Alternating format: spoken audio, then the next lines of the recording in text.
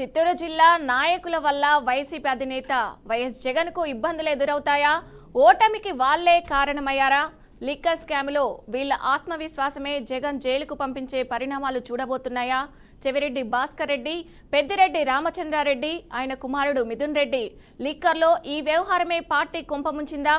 ఇక భూమన కరుణాకర్ రెడ్డి, ఆయన కుమారుడు తీరు కూడా పార్టీకి ఇబ్బంది తెచ్చిపెట్టిందా? ఇలాంటి ఆసక్తికర ప్రశ్నలపై మరింత విశ్లేషణ మా మేనేజింగ్ డైరెక్టర్ రాజేంద్ర అందిస్తారు. జగన్మోహన్ రెడ్డిని లిక్కర్ స్కామ్ ఒకటి వెంటాడుతుంటే మరొక విచిత్రమైనటువంటి విషయం కూడా ఇవాళ గమనిస్తున్నాం. ఆయనకి అత్యంత నమ్మకస్తులైనటువంటి నాయకులు ఎక్కడున్నారు? చిత్తూరు జిల్లాలోనే ఉన్నారు. ఒకరు పెద్దిరెడ్డి రామచంద్రారెడ్డి, రెండు చెవిరెడ్డి భాస్కర్ రెడ్డి.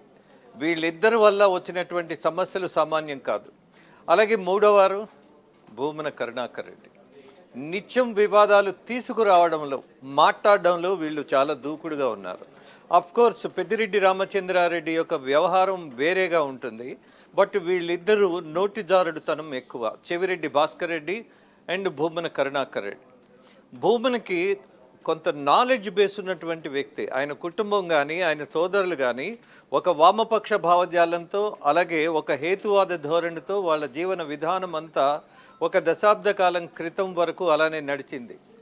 కానీ రాజకీయాల్లోకి వచ్చిన తర్వాత భూమన కరుణాకర్ రెడ్డి యొక్క ధోరణే మారిపోయింది. మనసు ఒకటి, నాలుక ఒకటి, భాష ఒకటి, భావం ఒకటి, పద్ధతి ఒకటి, చెప్పేది ఒకటి, చేసేది ఒకటి.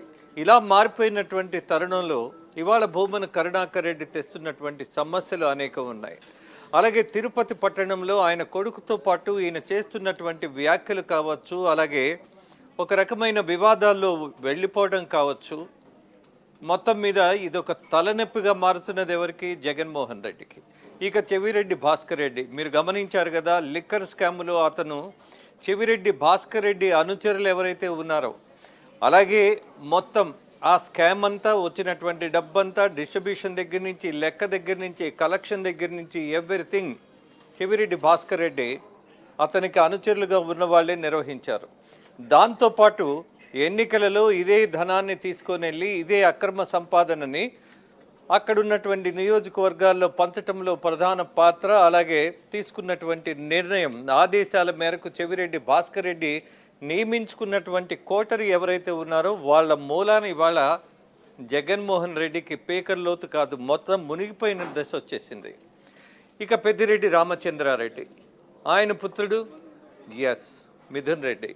మిథున్ రెడ్డి ఎక్కడున్నాడు? రాజమండ్రి జైల్లో. ఇవాళ మళ్ళీ ఏసీబీ కోర్టుకు తీసుకున్నటువంటి పరిస్థితి. మొత్తం ఇవాళ జగన్మోహన్ రెడ్డికి లిక్కర్ స్కామ్ అవ్వచ్చు, వేరే ఇబ్బందులు కావచ్చు, అలాగే ఓడిపోవటం కావచ్చు, ఇవాళ 11 సీట్లకే పరిమితం కావచ్చు.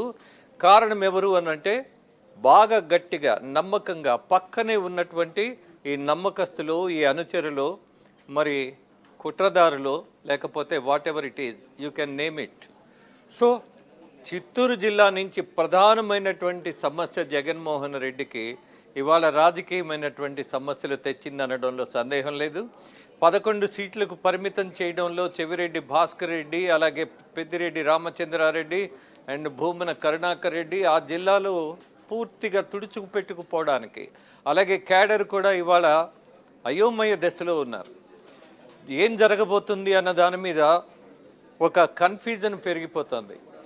రెండవ ఛార్జ్ షీట్ సిట్ దర్యాప్తులో లిక్కర్ స్కామ్కు సంబంధించి వేసిన వాటిల్లో జగన్మోహన్ రెడ్డి ప్రధాన సూత్రధారి అనే సాక్ష్యాధారాలతోటి సహా, అలాగే ఇవాళ 12 మంది జైల్లో ఉన్నటువంటి వాళ్ళే కాకుండా బయట ఉన్న వాళ్ళ దగ్గర నుంచి కూడా తీసుకున్నటువంటి సమాచారం మేరకు సిట్ దర్యాప్తులో చాలా స్పష్టంగా ఒక సమాచారాన్ని బహిర్గతం చేసింది. ఇవాళ కోర్టులో ఇనిషియేట్ అవుతున్నప్పుడు జగన్మోహన్ రెడ్డి పరిస్థితి ఏమిటి అన్నది ఒకటైతే, పులివెందుల, ఒంటిమిట్ట ఉప ఎన్నికను ఇవాళ బేస్ చేసుకొని ఆంధ్రప్రదేశ్లో శాంతి భద్రతలు లేవన్నారు మాజీ ముఖ్యమంత్రి. అలాగే అక్కడ జరిగింది ఎన్నికలు కాదు, దాడి అన్నారు. అలాగే అక్కడ ఓడిపోతున్నామన్నటువంటి భయంతోనే ఇవాళ మాట్లాడుతున్నారు అని పాలకపక్షం, ఈ టీడీపీ పార్టీ. ఇక మొత్తం మీద మనం ఈ రాజకీయ పటాన్ని గమనించినప్పుడు ఎవరెవరు ఎక్కడ ఇబ్బంది పడుతున్నారు అనంటే, ఇబ్బందులు తెచ్చారు అనంటే ప్రధాన నాయకులే జగన్మోహన్ రెడ్డి సమస్యలకు కారణం అన్నది వాస్తవం. అలాగే సిట్ దర్యాప్తులో జగన్మోహన్ రెడ్డి ఆదేశాల మాత్రమే వీళ్ళందరూ నడుచుకున్నారు అన్నది అదే నిజమైతే చాలామంది ఇవాళ జైలుకి వెళ్ళటం, సుదీర్ఘకాలం అక్కడే ఉండటం, అక్కడే వాళ్ళ రాజకీయమైనటువంటి సమాధి జరగటం తప్పని పరిస్థితిగా కనపడుతుంది.